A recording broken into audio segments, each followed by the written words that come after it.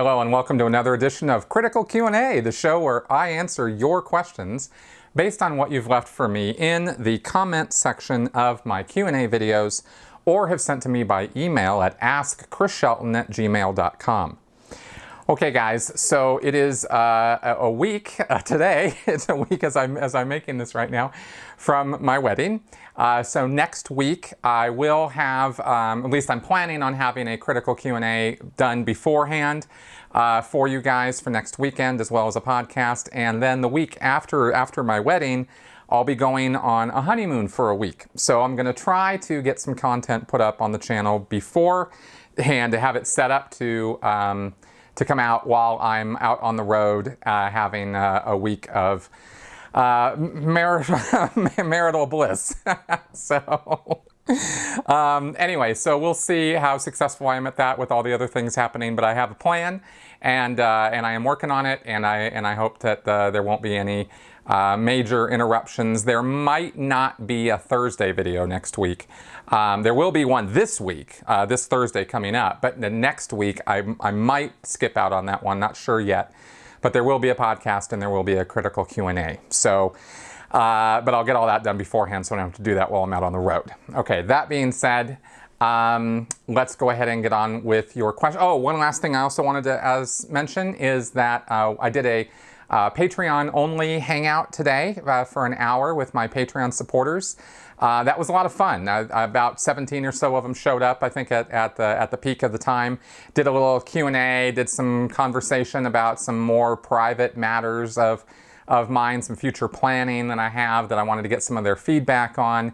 So anyway, and those are not going to be made public, my Patreon hangout talks, because they are a bit more private and for my supporters directly. So anyway, so if you want to get in on that, then sign up on Patreon. Okay, so let's go ahead and get on with your questions now. Belinda. Hubbard wrote, if the org slumps, don't engage in fundraising or selling postcards or borrowing money. Just make more income with Scientology. It's a sign of very poor management to seek extraordinary solutions for finance outside Scientology. It has always failed. For orgs, as for PCs, solve it with Scientology.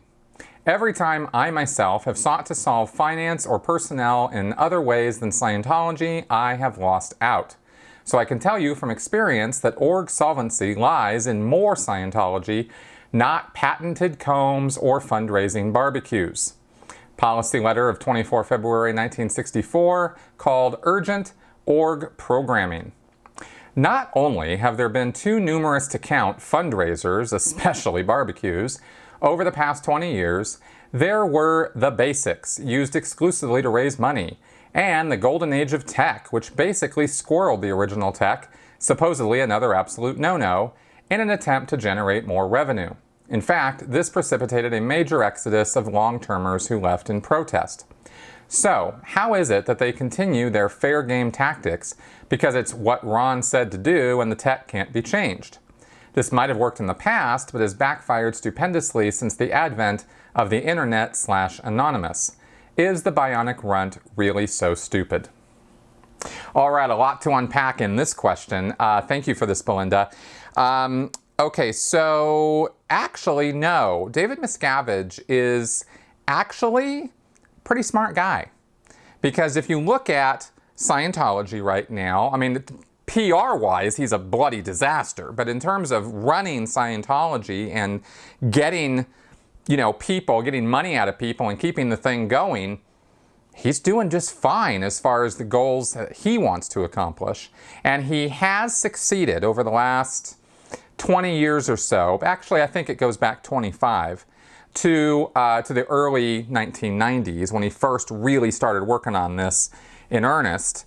He's convinced Scientologists that his word is as good as L. Ron Hubbard's and is just as valid. He has basically usurped or taken over the position of source of Scientology, and he has issued bulletins and policy letters with L. Ron Hubbard's name on them, but were absolutely his. Whether he actually sat down and wrote it or just oversaw it or just revised certain of Hubbard's policies and bulletins in order to make it more. palatable for the public at large or for Scientologists for some reason, Miscavige has overseen all of that, and he's done I mean, if you look at the fact that Scientology is still going, it is still producing money, and it is keeping him in his lavish lifestyle where he wants for nothing, then it's nothing but a success story as far as he's concerned. Now they have Scientology TV, and that is starting to, I'm hearing some stories here and there that's actually having some success in getting people going, wow, maybe it's not so bad, which is one of the reasons I've put out some programming recently, some videos about mental illness in Scientology to counteract the anti-psychiatry message that they're pushing out on Scientology TV. And of course, my Basics of Scientology series to counteract their nonsense about Scientology tech and how great it is. So I'll keep pushing that out to counter it, but they've obviously got more bandwidth than I do, or at least potentially more bandwidth than I do.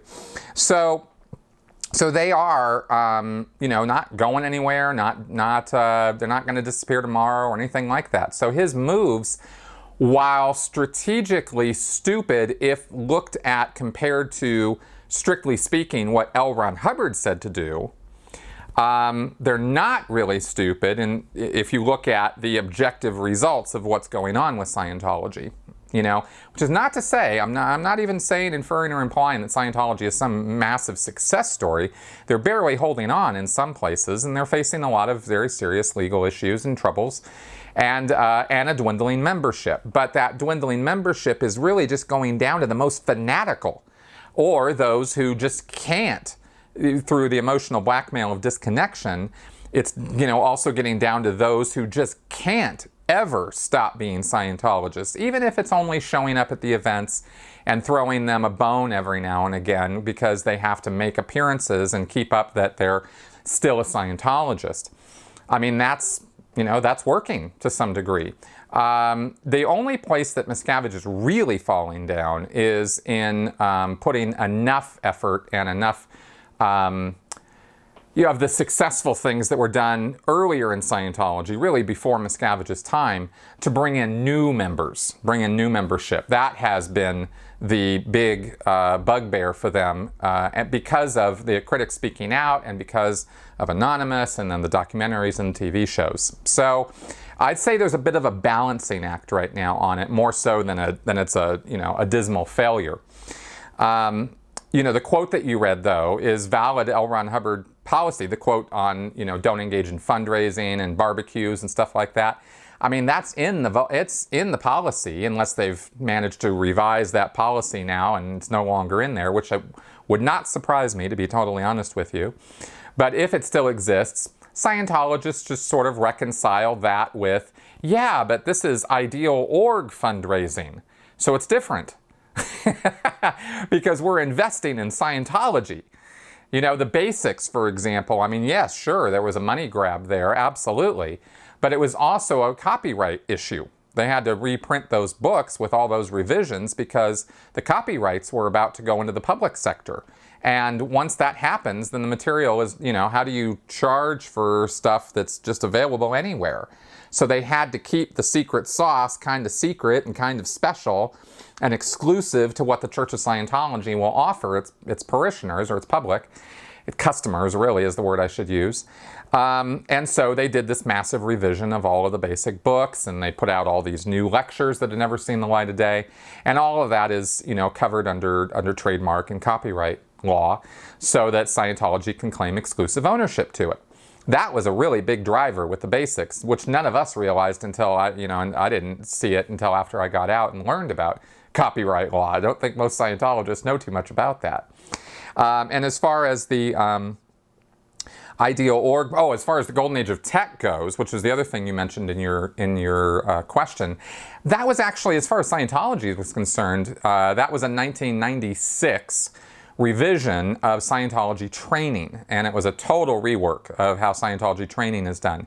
And that was, I think, the big test for Miscavige, to see whether Scientologists would swallow what he was throwing in their face, as far as him becoming source, right? He said that it was all based on these earlier Hubbard references and stuff, but that was so patently ridiculous, because if it had been, then L. Ron Hubbard would have made training look like what David Miscavige made it look like. And that was, that Hubbard was alive and well and working on Scientology training films up until the early 1980s with Miscavige there. I mean, there's no question what L. Ron Hubbard expected training to look like. He literally wrote scripts about it and made films about it. So Miscavige really did quite a number selling all the Scientologists on the fact that L. Ron Hubbard's vision of what training should look like was never really accomplished or realized, and he was the one to bring that to them. And that really just sort of cemented Miscavige's position as source of Scientology. So that's really more what the Golden Age of Tech was about than it was than money. Yes, it's always, there's always money there. There's always a money motivation, but it wasn't just that, as were not the basics.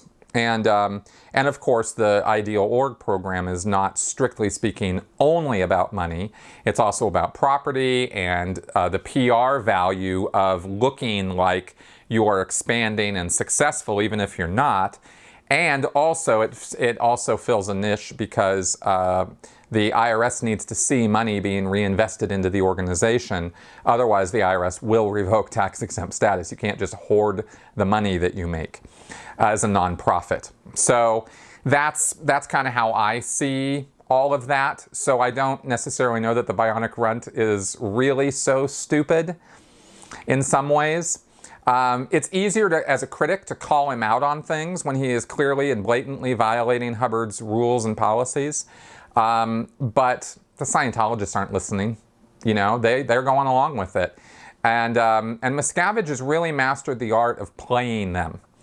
He's got them all duped, and that's really kind of the bottom line on all that. So I hope that, I don't know, that's some feedback from me in response to that. I hope that answers your question.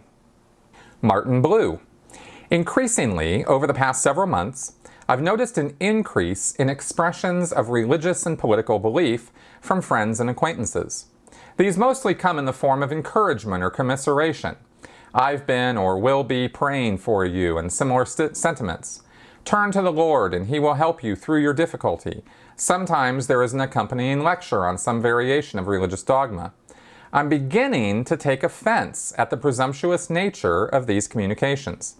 I'm being given a lecture with the assumption that I accept and agree with the underlying belief, or that common courtesy obligates me to listen. The sender of the message cloaks him or herself in the unarguable righteousness of pious goodwill that deserves no disagreement. I'm sure that such lecturers have a lifetime of reinforcement within their corners of our culture to make them feel that they are being quote-unquote good people, but I'm starting to see it as just plain rude. What is my question? How can a person caught in this manners conundrum cut through such rudeness and deliver a rational and frank response? With some people, it seems effortless. They don't care what anyone else thinks and seem to earn respect for that. This seems like mature adulthood 101. How do some of us fail it so badly? Your thoughts? Yeah, this is a rough one. Manners are sort of social lubricant, right? They sort of ease human relationships and make things go a little smoother when you're willing to sit there quietly and listen to what somebody has to say. And this is not, I'm not talking about like an argument or debate, but just a normal conversation. And sometimes people feel very strongly about their religious beliefs, and they feel that whether they do or don't know that you're a strong believer or a non-believer, they feel very righteous about their beliefs and that this is their view of reality and how the world is.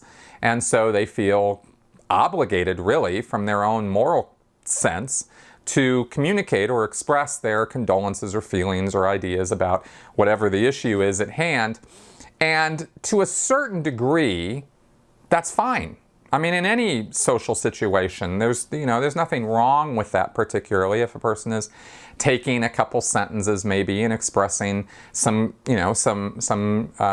feeling toward you of goodwill or hope or something like that. I think there is a point where you could draw a line without creating too much upset or disagreement, or yourself turning around and going on a rant about what they're saying. Probably not necessary in most social situations. If it's a really good friend or somebody that you are close to, then you can have a deeper conversation. But if it's just a social interaction, you can simply say, thank you very much. I really appreciate your sentiments. I don't happen to be a believer, so that doesn't particularly mean as much to me as it does to you, but I very much appreciate you expressing your condolences or feelings, or how you feel about this, or thank you for trying to, lighten my load or make me feel better. I really appreciate it. And maybe that thanks is enough to just kind of cut it off. And usually after about 30 to 45 seconds of somebody expressing that at you, depending, of course, on how fast they're talking, certainly within a couple minutes, you've gotten the point. And they pretty much are going to know you got the point. And if they just kind of keep going, then you can just go, you can hold your hand up. You could say, excuse me. You could start, sort of passive aggressively looking around and paying attention to other things than what they're saying, right? So it's clear that you're not really, they don't really have your full attention anymore. You're directing your attention to other places. They'll kind of get that not so subtle cue, right, if they're paying any attention at all. And you can generally kind of weave yourself out of that situation using those kind of tactics. But if you feel the need, if this is a repetitive thing with someone, or it seems like they're trying to now proselytize to you, it's completely and totally within your rights and completely socially acceptable to say, thank you very much, but I don't have the same belief system you do, and I would really appreciate it if you wouldn't proselytize to me or preach to me or communicate more to me than, the sentiments you wish to express, because I'm not really very interested in hearing about, your beliefs, because they're your beliefs, but they're not mine. And maybe, sometime we could have a conversation about that, but right now in this place and this time, that's not really my thing, and that might be, for 99% of people out there, that should definitely get across. If it doesn't, you have every right to start being more aggressive in your communication. I don't know that you have to cross a borderline into outright blatant rudeness, but you're certainly within your rights if someone is insisting on proselytizing to you or communicating their, thoughts and prayers in a long speech or something, to simply say, look, I really want you to stop. It's just not cool with me. I didn't ask you to express this to me. I really appreciate the goodwill or the condolences or whatever, but I really want you to stop. It's making me uncomfortable. It's not at all it's not helping me, and it's not something I want to have a conversation about, And of course it would depend on the social situation that you're in as to how you would go about, saying something like that. But you get the point that it's putting some finality into your communication. Like, it's very clear, I don't want to listen to this anymore. And if at that point they're still insisting, and it's getting kind of weird, because at that point it would just be kind of really awkward and weird, just walk away. Literally, just walk away. Just turn your back. We're done. And that's what it is. And if it's a relative and you fear offending them or something, well, they should kind of be afraid of offending you too. Like, that's a two-way street. And offense is something that a person, most of the time, kind of just makes up themselves. This might be a controversial statement, but offense is not, if I say something and you take offense at it, well, that's you taking offense at it. It's not necessarily me giving you something offensive. But if you have communicated to me, look, I really want you to stop communicating along that line to me. I find it offensive, or I don't want to hear it, or I find it contrary to my beliefs, or I'm just not interested. And they continue doing it. Okay, well, shut them down, because that's, there's no reason why you have to, keep listening to that. And if they get offended over that, you could say, well, I found it offensive that you kept communicating that to me when I didn't want to hear it. And we're in a social situation right now. This isn't like I didn't go to you to be preached to or be preached at, or, we're not in a church here. I don't go to church for a reason. Like, you can say things like that to sort of smooth the waters a little bit, but in the end, you got to put your foot down. And that should really only have to happen once, or maybe twice, with someone who's really kind of fanatical. But really, you do that once or twice, and people will get the message. And if they decide to, get so upset over that one thing that they don't want to be your friend anymore or talk to you anymore or something like that, well, that's probably somebody who's better not around in your life, even if it's a relative. Just, hey, take a break. That's how I look at it. I know that's 100% just my take on it. I'm not Mr. Manners. I'm not trying to present myself that way. I'm just kind of giving you what I would do. And anyway, I hope that helps. Shane Parks. Chris, did you ever purposely go down stat really bad in order to make the next few weeks easier? Was this a practice you saw in the orgs? Yes and yes. Okay, let me explain. There were weeks where it was looking like I was not going, I was barely going to be up stat, or I was really not going to, things weren't going to go so well.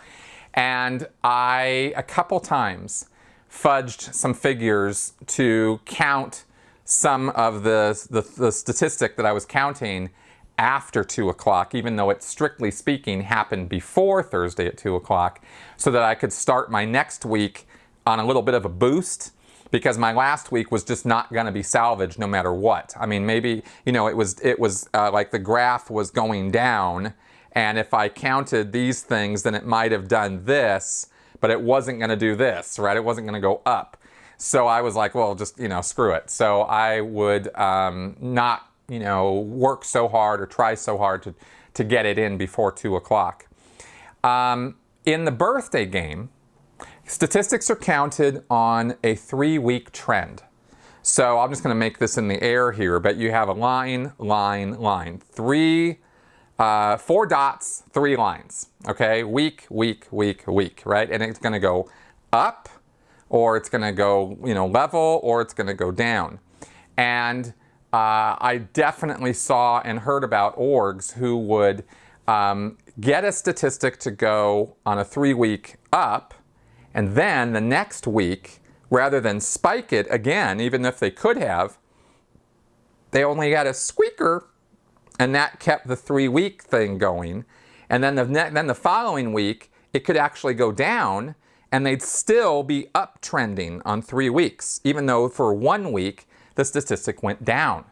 And the 3-week trends were what was important as far as assigning points for the birthday game. So org savvy executives in these orgs who wanted to win the birthday game would manipulate and play with these statistics and be okay with a 1-week down stat or even a 2-week down stat if the trend was still going up, you see.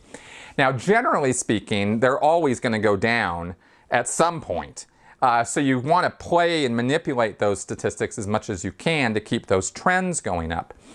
And then, of course, if you had to eat it 1 week and it just kind of crashed everything or a lot of things across the boards, you'd go, okay, well, that's really, it's 1 week that we're screwed. We didn't make any birthday game points this week. It wasn't really such a great week, but next week, we're back on trend, baby, right? Actually, you'd have to take 2 weeks, because if you really crashed, you'd have to, crash again or level, or even if you went up, you didn't go up as much. So you were going to be downtrending for at least 2 weeks.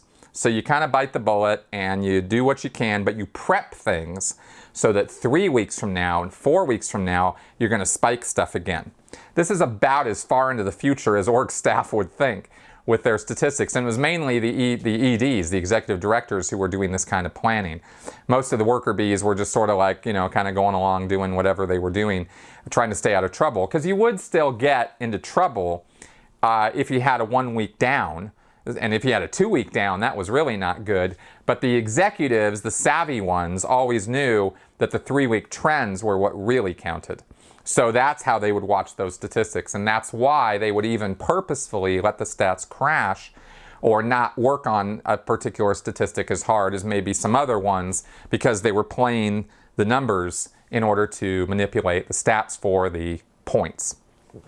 We did the same thing at the management level, but we had a little less control over my statistic as the assistant technical aide, as the guy over all of the training and delivery for the Western United States, was the accumulated total of all of the well-done auditing hours and all of the student points and all the course completions. That I couldn't directly control whether an org did or didn't get how many course completions they had. I would just be pushing all the time for more production. But I would also have statistics like compliance reports, which was when the staff at the orgs were sending me written reports showing that they had complied with orders that I had sent them. And those were the ones I could have a bit more direct manipulation over, things like that. So that's kind of how we would play the stat game. When we were trying to win. It was really all about winning the birthday game. The Obsidian. I watched your What is Scientology video today. Curiously, I also watched the interview that Oprah had with Tom Cruise. I'm sure you must be sick of him by now, haha. What I picked up is that in the Oprah interview, TC said that he does believe in a God and that he is of the view that parents have to make the choice of whether children should be placed on medicine/drugs or not.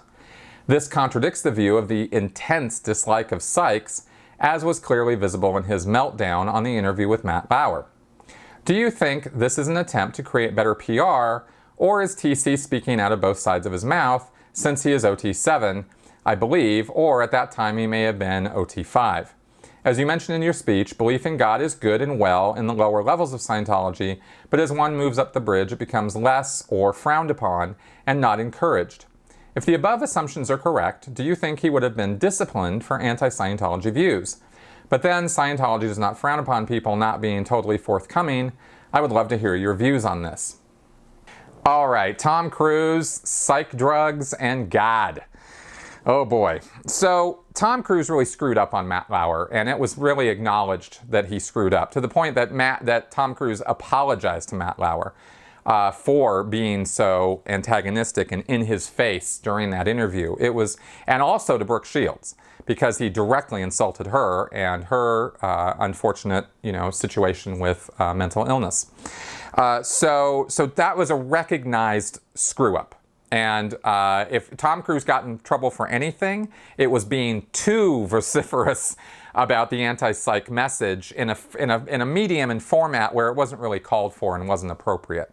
So that would have been more of what he was getting in trouble for. And by in trouble, what I mean is somebody sat him down and probably said, "Hey Tom, could you, we're going to have to tone this down. There was really bad public backlash on this. Not good. Let's, recalibrate the message a bit."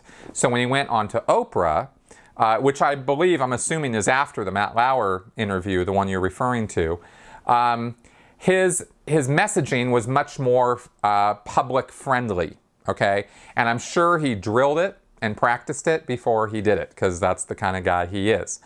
So on the message on God, let's be very specific about this. Scientology doesn't have a whole lot to say about God as a spiritual entity or creator of all creation. Scientology doesn't address where Thetans came from. They came from some other place, not this universe. But Hubbard never really does say in any materials I've ever seen where we come from. So he doesn't really preclude the idea of a supreme being or a God. What Hubbard goes on rants about is Jesus Christ and a Christian God. That's what Hubbard says is nonsense. And that's a different idea than a God, right? Capital G, God, or supreme being or creator of all, right? Or, Thetan of Thetans.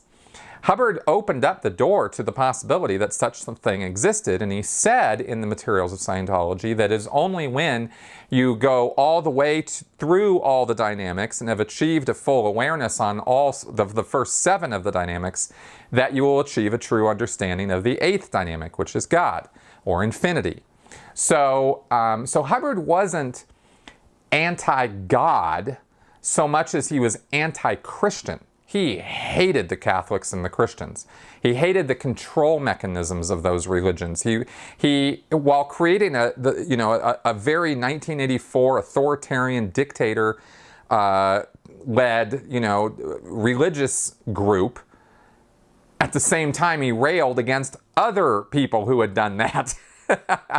and I'm not saying all Christian groups are authoritarian dictatorships, but some of them are.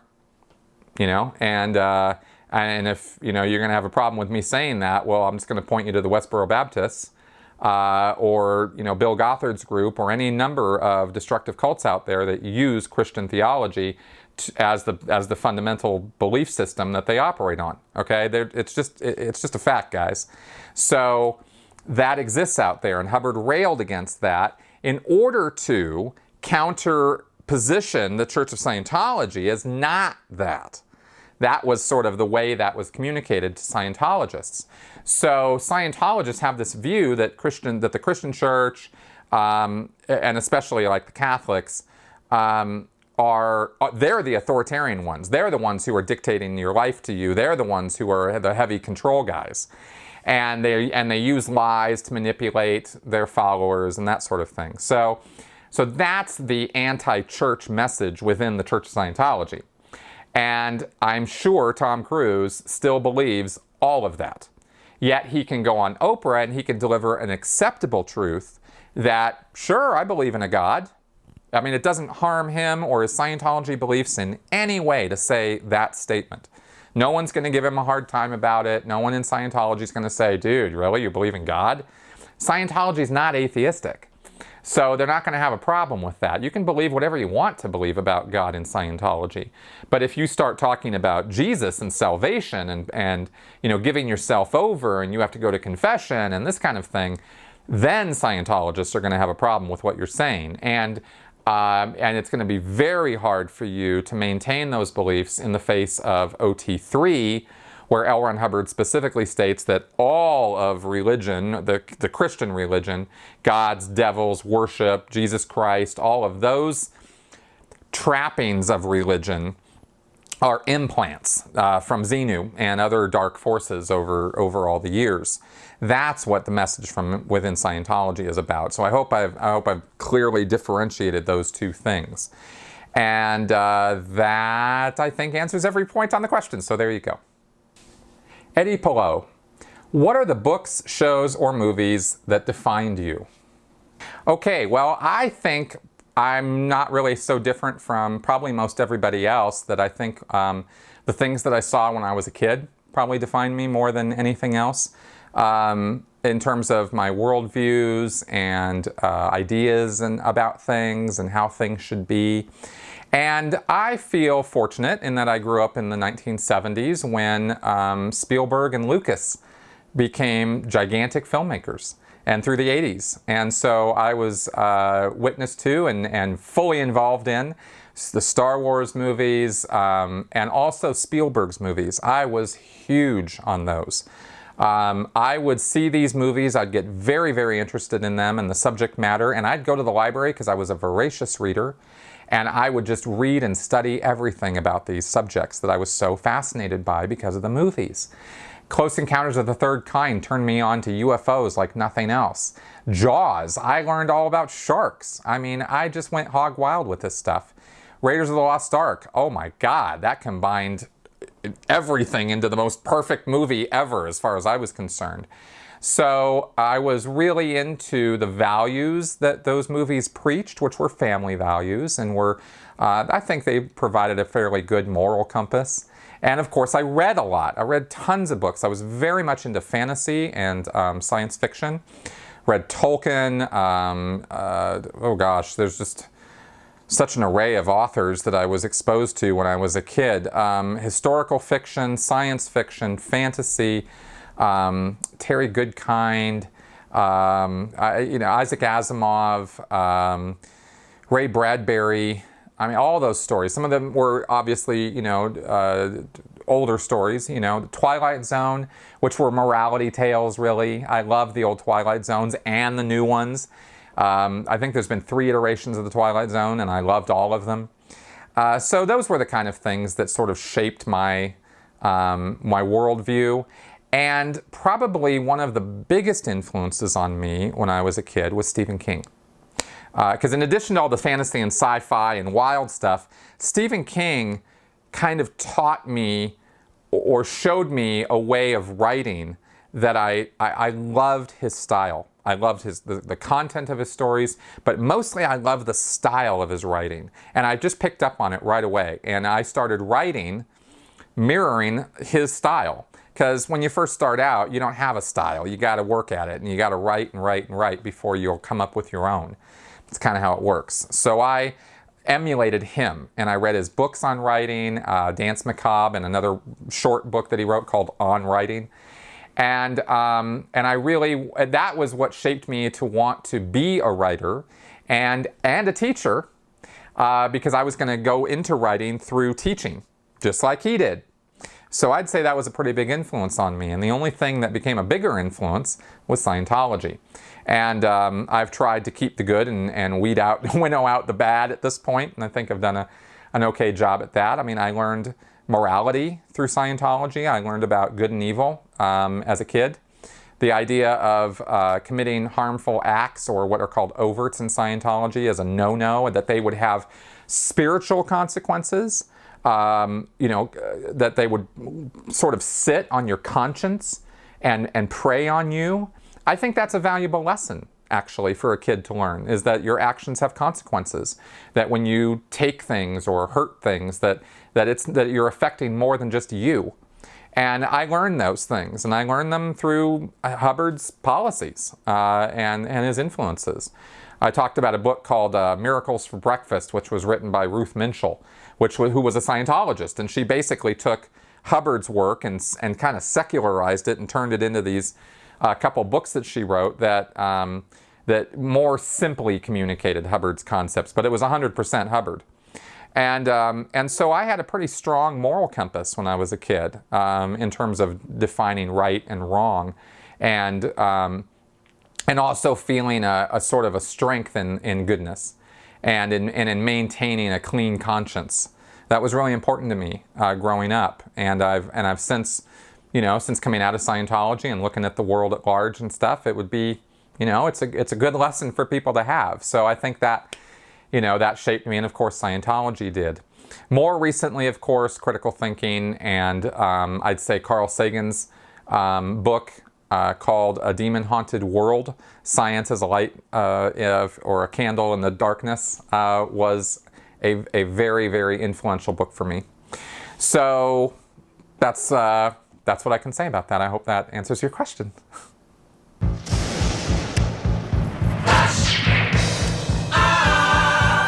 Okay, the flash indicates it is time for Flash Answers.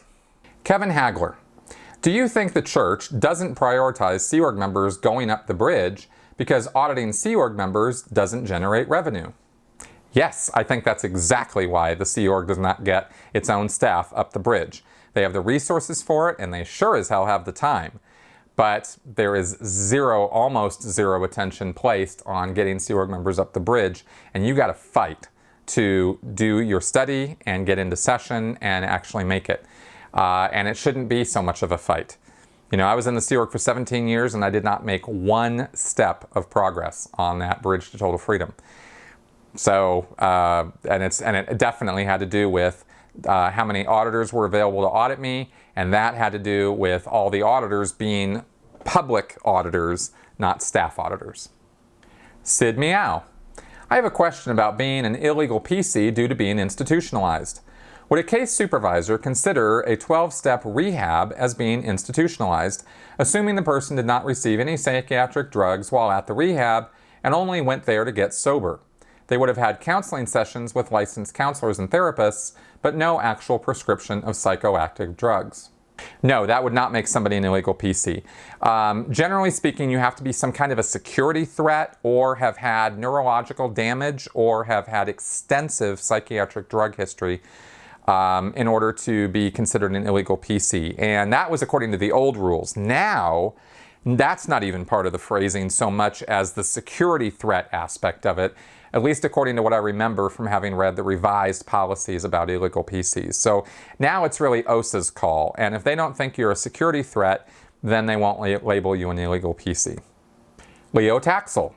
Did you ever feel Scientology was used cynically by some rich people as a way to keep the government from taxing them, since donations to a religious institution are something you can write off?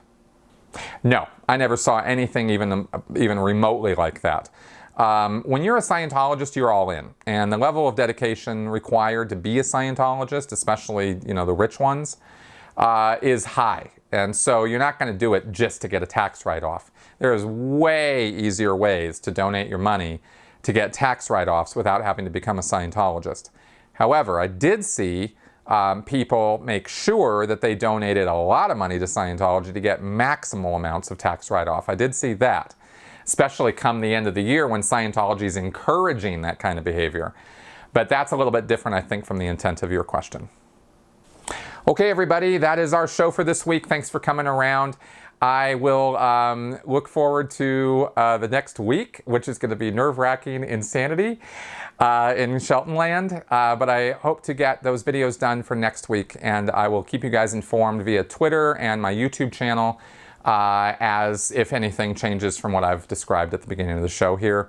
Thanks for coming around. Leave your questions and comments in the comment section below, and I'll see you guys next week. Bye-bye.